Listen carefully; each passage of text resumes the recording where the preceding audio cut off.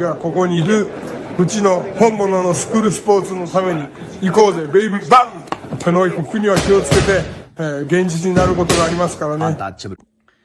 So we're going to continue the long-standing tradition of covering Japanese boxing here on True School Sports. True School Sports, the #1 source for Japanese boxing in America. Now listen, really interesting matchup coming up next month, December the 17th in Tokyo, Japan.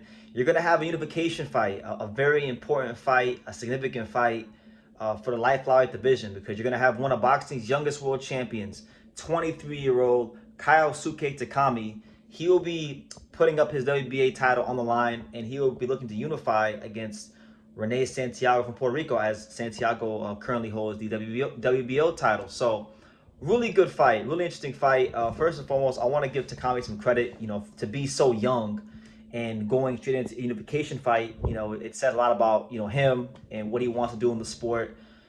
He also has stated already that he doesn't have much longer at light flyweight, and that he's looking to move up after this fight.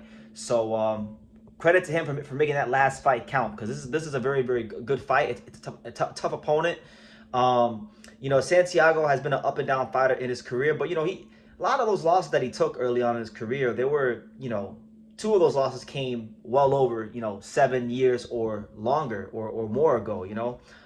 Since pretty much 2020, he's only lost 2 fights, and one of those losses was to John de Gonzalez. But the reason why Santiago is in this position in the first place, in a big fight, legacy fight for his career, looking to make a real mark for himself in the sport, is because in his last fight, he fought Shokichi Iwata, and Iwata is like one of the big names in and around this weight class.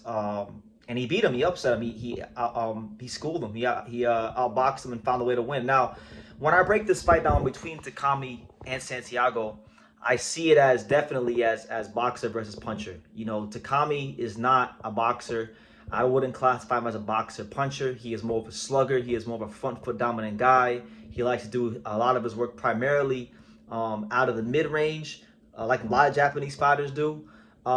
Santiago, he has an interesting style, because he's not. I would say he actually probably leans more towards boxer puncher, but he's a bit awkward. His timing's a bit different. That's why he was able to really have his way with Iwata, because Iwata had a leaky defense, and Santiago was countering him over and over and over again.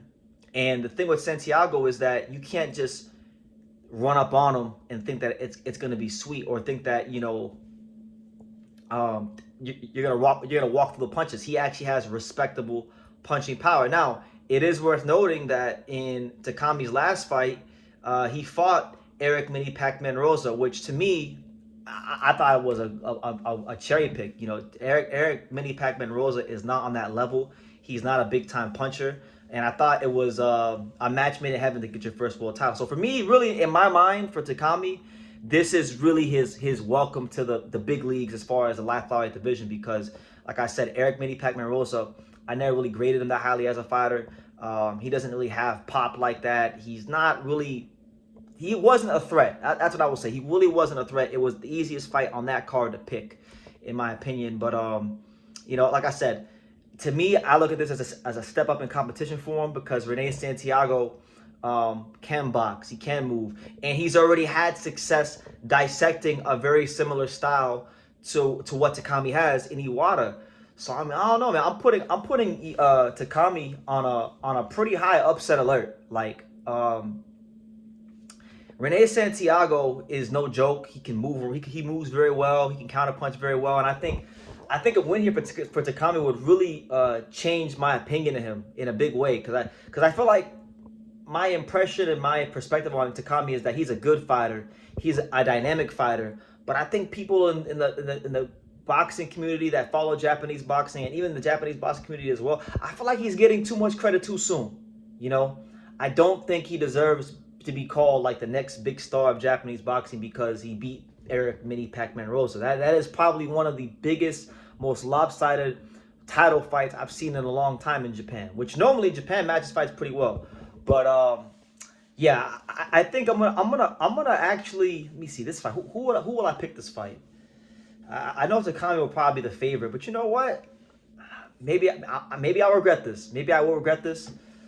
Takami's strong. I think Takami is maybe a little stronger than Santiago, but I think Santiago is sophisticated enough to maybe outpoint him. I think Santiago can do it. I really do. So you know what?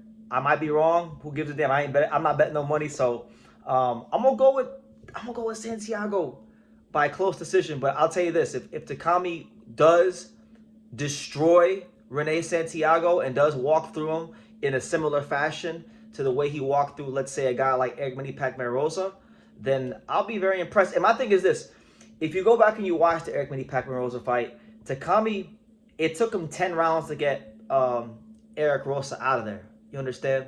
Like, he didn't just walk right through him. Like, there was a bit of resistance there.